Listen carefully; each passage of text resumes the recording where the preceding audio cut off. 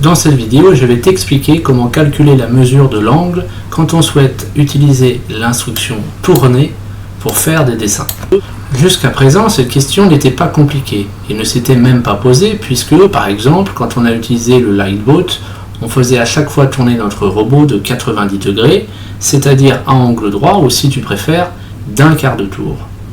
Mais de combien de degrés devra-t-on tourner si on souhaite maintenant construire par exemple un triangle équilatéral qui lui ne possède pas d'angle droit? La réponse à cette question est loin d'être évidente. Avant de commencer, je te rappelle quand même qu'un triangle équilatéral est un triangle qui possède 3 côtés de la même longueur et 3 angles de la même mesure. Pour comprendre comment trouver la mesure de l'angle dont on va faire tourner notre sprite, étudions le sprite, justement, faire le tour de ce triangle équilatéral. On voit qu'il commence par avancer, puis il tourne de 120 degrés. Il avance à nouveau et il tourne de 120 degrés. Il avance enfin une 3e fois et il tourne une 3e fois de 120 degrés. On s'aperçoit donc que la mesure d'angle qu'il fallait écrire dans cette instruction tourner était 120 degrés. Il n'était pas évident de trouver cette valeur avant de commencer, puisque, tu le sais peut-être déjà, les 3 angles d'un triangle équilatéral valent tous 60 degrés.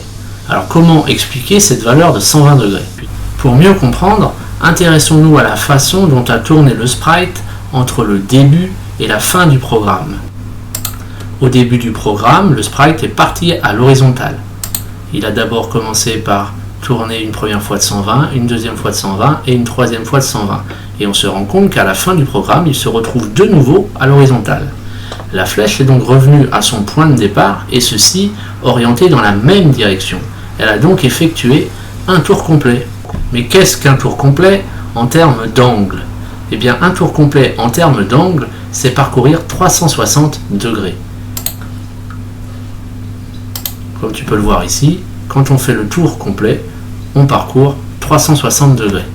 Comme un triangle équilatéral possède 3 côtés de la même longueur et 3 angles de la même mesure, pour tracer ce triangle équilatéral, nous allons donc devoir effectuer 3 fois le même mouvement, tout en faisant tourner notre sprite de 360 degrés.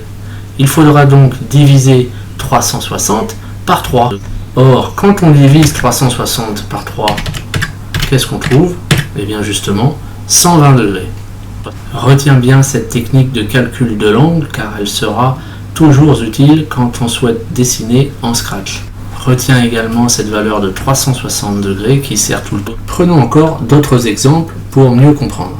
Si je souhaite tracer un carré sous Scratch, comme un carré est un polygone régulier puisqu'il a 4 côtés de la même longueur et 4 angles de la même mesure, et que mon sprite, entre le moment où il va commencer son dessin et le moment où il va finir son dessin, va parcourir un tour complet, c'est-à-dire 360 degrés, je devrais, pour déterminer l'angle que je mettrai dans mon programme, diviser 360 par 4.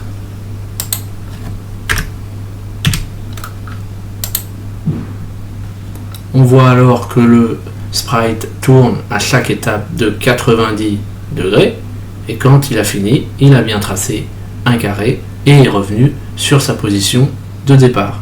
Pour réaliser un heptagone régulier, c'est-à-dire un polygone à 7 côtés, je devrais répéter 7 fois le même mouvement. Et comme entre le premier mouvement et le dernier mouvement, le sprite aura effectué un tour complet sur lui-même, je devrais donc diviser 360 par 7 pour obtenir l'angle dont il devra tourner. Donc ici, 360 divisé par 7, c'est 51 degrés.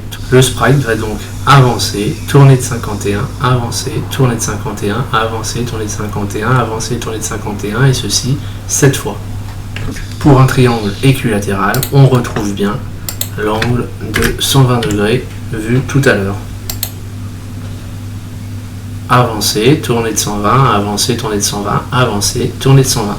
Donc comment ça va se traduire en langage Scratch?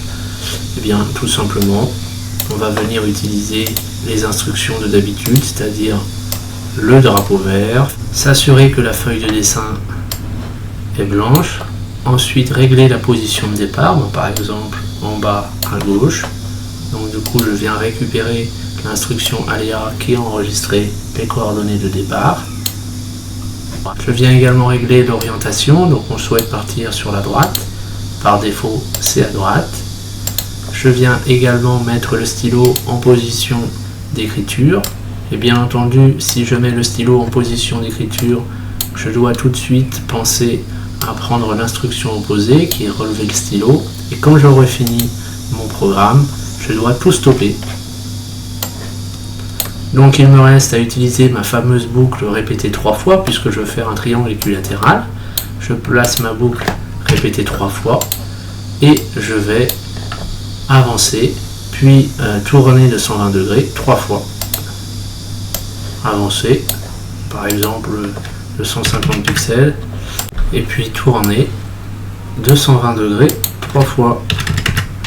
Drapeau vert. Et voilà, cette vidéo est terminée.